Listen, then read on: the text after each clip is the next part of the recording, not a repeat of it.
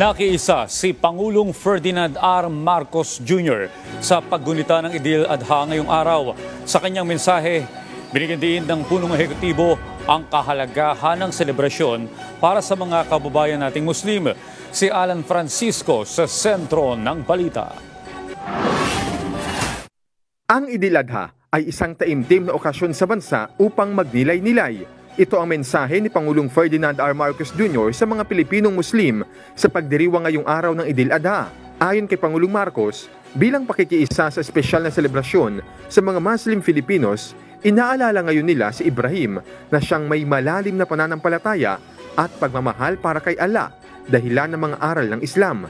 Sabi pa ng Pangulo, naway ang okasyong ito ay maging paalala sa mga Pilipino na may mapapala rin sa pagsuko o pagbitiw sa mga tao o bagay na ating pinahalagahan. Pinalalakas din aniya ng ating mga nakaraan ang relasyon natin mula sa kapwa at sa Diyos. Dala-dala ang mga aral na harapin ang kinabukasan ng may tapang at katatagan. Dasal ni President Marcos ang katapangan para sa mga Pilipino. Magkakaroon aniya tayo ng mas malalim na dahilan sa buhay sa pamamagitan ng pag-aangat sa buhay ng iba. Panalangin din ni Pangulong Marcos na ang mga Pilipino ay magkaroon ng kalinawan ng pag-iisip at kabutihan ng puso para magtagumpay at makamit ang kapayapaan. Hangad din ng Pangulo na makabuo tayo ng isang bagong Pilipinas na hindi lang batid kung paano magtrabaho para sa mga Pilipino, kundi kinikilala na tayo ay mga wala rin kung wala ang gabay ng lumikha. Samantala, sa kanya namang social media post, nagparating din ang kanyang Idil Adha message si First Lady Liza Marcos.